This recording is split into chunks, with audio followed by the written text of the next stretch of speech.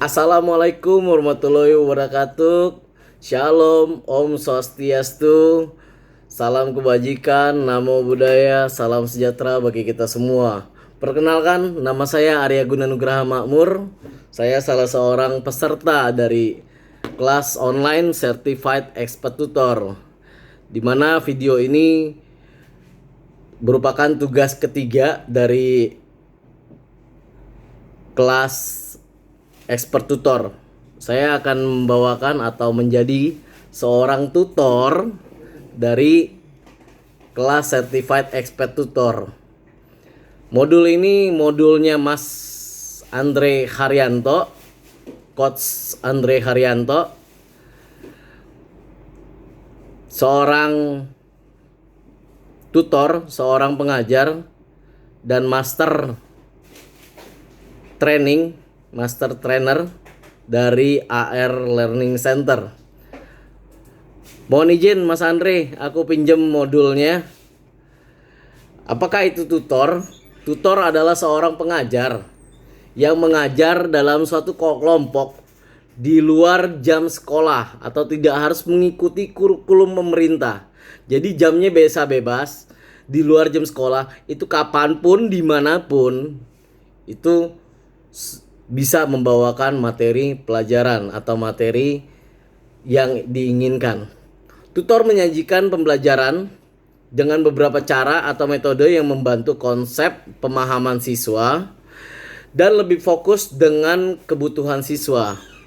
Tidak semua guru yang berkualitas bisa menjadi seorang tutor yang baik, karena lingkungan kelas sangat berbeda dengan saat mengajar dalam kelompok kecil. Jadi walaupun dia seorang guru yang berpengalaman, sudah bertahun-tahun menjadi guru, tapi ketika diminta untuk menjadi seorang tutor, belum tentu guru tersebut bisa menanganinya. Tutor walaupun terkadang tidak memiliki kualifikasi tertentu, justru seringkali lebih semangat dan bergairah karena mengajarkan hal yang sudah pasti ia kuasai. Nah, tutor harus punya keterampilan. Jadi bukan cuman ngerti ilmunya, tapi harus punya keterampilan. Banyak pengajar yang berpikiran bahwa mengajar cukuplah dengan materi kepada siswa. Yang seperti tadi saya bilang, tidak hanya mengerti materi kepada siswa, padahal itu sama sekali tidak benar. Tutor harus memiliki keterampilan sejak awal membuka pelajaran dengan motivasi belajar. Ya. Jadi ada motivasinya untuk belajar.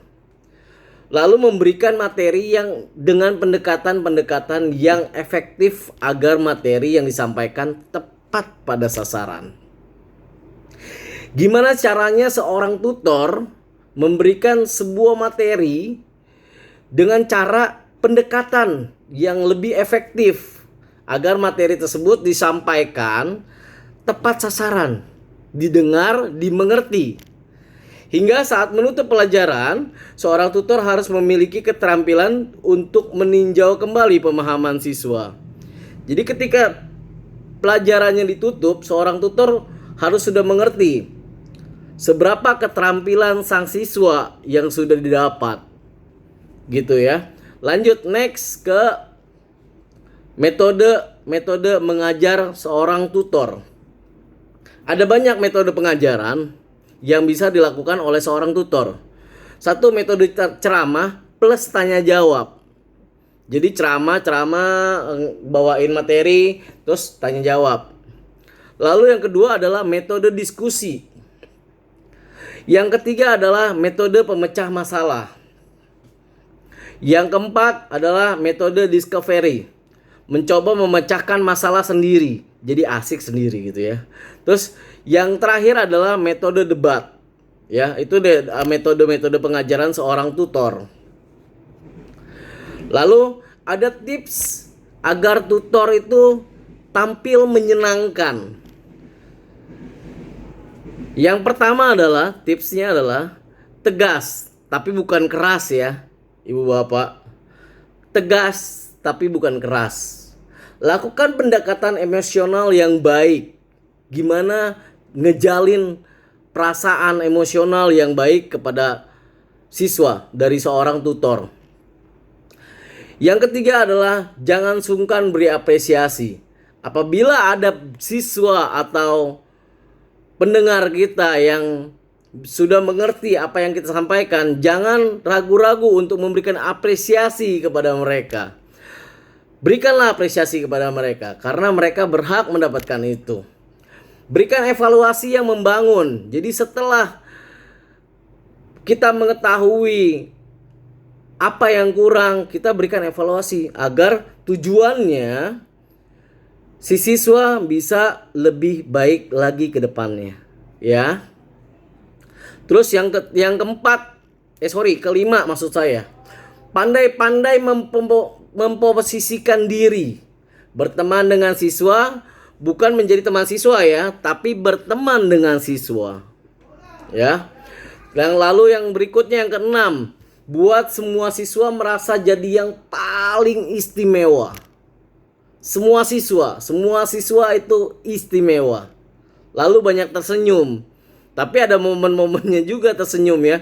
Jangan tiba-tiba itu keburu orang mikirnya ini orang punya gangguan jiwa nih ya. Lanjut ke hal-hal yang harus dihindari pada saat menjadi tutor.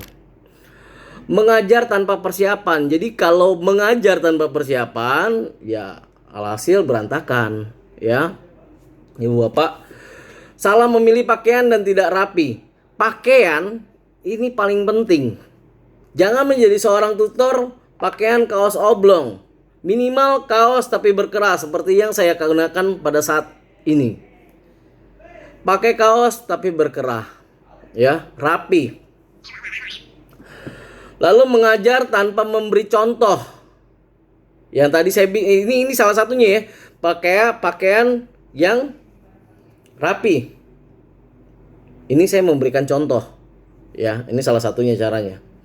Lalu yang harus dihindari adalah memanjakan siswa. Jadi siswa mau dia istimewa kek, mau dia dari kalangan apa kek, tetap tidak boleh dimanjakan. Ya, Bapak Ibu. Terus yang selanjutnya, tidak menguasai materi. Materinya apa sih? Gak dikuasai. Makanya saya pilih materinya untuk ujian kali ini adalah materinya yang telah dibawakan oleh Mas Andre Haryanto. Karena saya sudah mendengar materi ini, makanya saya bawakan ini, ya. Lalu berkata kasar, jangan sampai ntar lagi membawakan materi ada kata-kata, jangan jadi orang goblok ya, jangan jadi orang bego. Ah itu kan maaf. Itu kan agak kasar ya didengarnya. Jadi hindarilah kata-kata seperti itu, ya. Lalu tidak kaku, ya. Harus banyak luwes, harus banyak bisa memecahkan keheningan, ya. Lalu membanding-bandingkan, itu tidak boleh. Tidak hafal nama siswa. Nama siswanya aja nggak hafal. Gimana si siswanya mau mengerjakan atau mau memahami apa yang kita sampaikan? Itu kalau bisa dihindarin. Hafal nama siswa. Lalu terlalu banyak curhat. Ya, kebanyakan tutor-tutor itu banyak curhat, cerita tentang diri dia seperti apa, bagaimana. Wah, itu kalau bisa dihindari, ya. Lalu saya langsung lompat ke fakta unik perihal tutor. Pernah mengajar belum tentu siap menjadi pengajar. Beberapa orang yang merasa pernah mengajar bisa jadi belum tentu mampu untuk benar-benar menjadi tutor ataupun pengajar, karena pada kenyataannya banyak hal-hal yang sering kali di luar perkiraan kita. Seperti misalnya kita sudah menyiapkan materi A, mungkin saja murid akan membahas materi B. Jadi selalu ada plan B atau selalu ada rencana-rencana selanjutnya. Harus siap berhadapan dengan orang tua siswa. Menjadi seorang tutor lebih bersifat personal daripada guru di sekolah, apalagi jika menjadi seorang private tutor. Ya. Mengeluarkan uang pribadi untuk kebutuhan mengajar, udah pasti harus itu. Ya. Bisa jadi sosok yang dikenang. Gimana caranya kita menjadi sosok yang dikenang? Itu harus kita caranya gimana itu, ya. Terus yang terakhir, materi yang terakhir adalah menjadi tutor yang hebat. Jadilah tutor yang hebat. Pengajar biasa akan memberikan materi. Pengajar yang baik akan menjelaskan materi. Pengajar yang hebat akan mendemonstrasikan materi. Tapi pengajar yang luar biasa akan memberikan sebuah motivasi, sebuah inspirasi agar bisa menjadi yang lebih baik, agar bisa menjadi yang sesuai dengan materi atau bahkan yang lebih baik lagi. Memotivasi seorang siswa itu lebih penting daripada menjelaskan materi tersebut. Itu aja dari saya. Salam sejahtera bagi kita semua.